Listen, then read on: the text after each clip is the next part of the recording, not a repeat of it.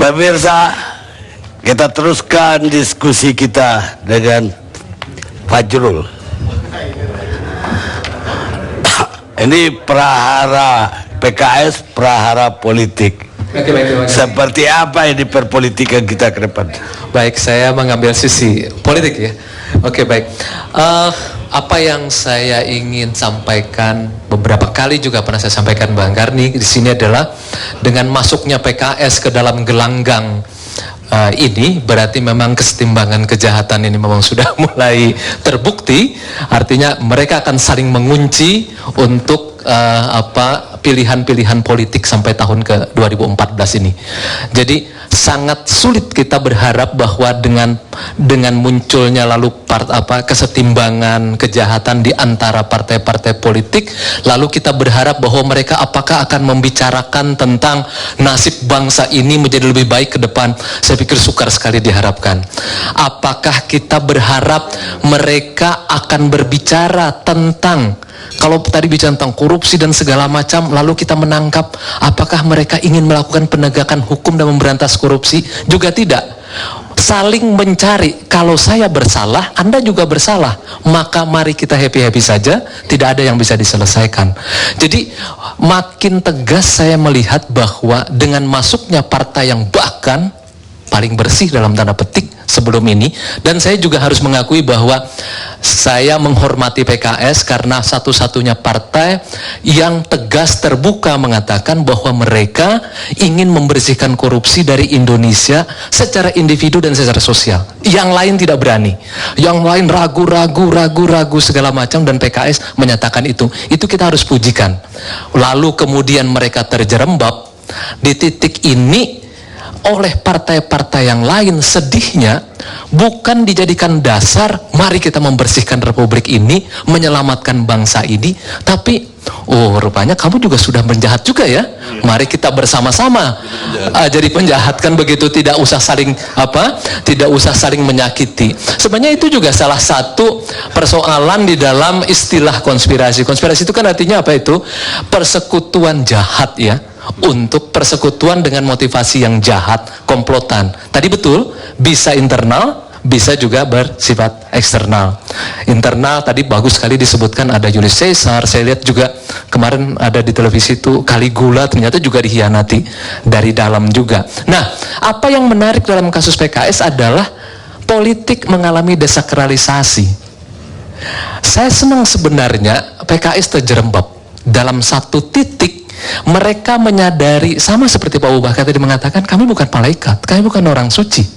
Politik mengalami duniawisasi, begitulah ya. Tetapi tidak berarti lalu politik tidak mengejar yang ideal.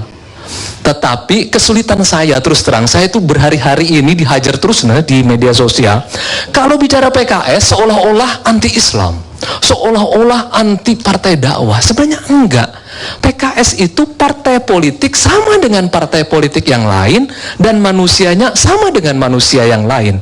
Dia bisa memperdagangkan wewenangnya, dia bisa menutupi kejahatannya, dia juga bisa bersama dengan kekuasaan yang lain memperdagangkan wewenangnya. Sama seperti itu. Jadi desakralisasi politik ini makin mengingatkan kita bahwa ada kesalahan yang mungkin kita bisa lakukan, tetapi kita bisa perbaiki bersama-sama secara politik juga. Makanya saya terus terang sangat tidak gembira ketika ada elit politik PKS misalnya memanfaatkan ini, misalnya mengatakan bahwa KPK seolah-olah bagian dari konspirasi, walaupun dinyatakan dengan berputar-putar.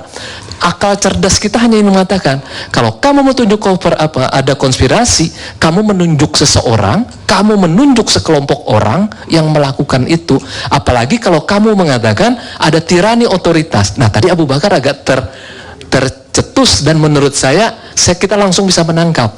Rupanya dulu ada Dipo Alam yang pernah melaporkan 3 kementerian ke KPK, dan itu dicurigai sebagai bagian dari tirani otoritas. Saya pikir biasa saja kalau kemudian ada orang ingin memberikan informasi kepada KPK. Sama seperti Tempo sudah 3 kali kan mengeluarkan ceritanya itu. Oke, Burhanmu tadi mengatakan bahwa ini akan mengkristal menjadi antara partai penguasa dengan partai PKS.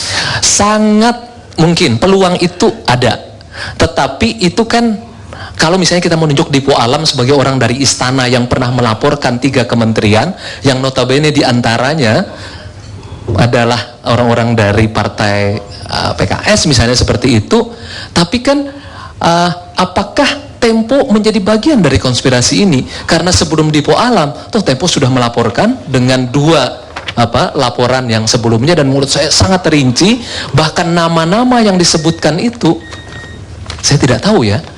Sebagian orangnya itu kemungkinan besar juga akan bisa masuk. Tapi saya ingin memuji Abraham Samad, walaupun mungkin juga akan dicurigai seolah-olah bahwa aktivis anti korupsi selalu seolah-olah menganggap KPK benar, tapi menurut saya tidak mudahlah menelikung Bambang Wijoyanto dan Abraham Samad untuk ditelikung oleh istana. Siapa istana itu gitu ya, yang juga dipenuhi dengan orang-orang yang ya suatu hari nanti juga akan mengalami masalah kan seperti itu. Jadi menurut saya, dan lebih bagus kalau PKS memang terus-menerus mengatakan bahwa ada konspirasi kah atau tirani otoritas. Tawaran Samad luar biasa bagus, dan mestinya Pak termasuk juga nanti para pengacara PKS bisa mengambil itu, peradilankan saja supaya kebenaran terungkap di PKS, kebenaran terungkap di kita, dan kebenaran juga terungkap di publik kita gitu. Saya pikir itu yang mestinya kita kembangkan. Baik, pemirsa, kita rehat sejenak.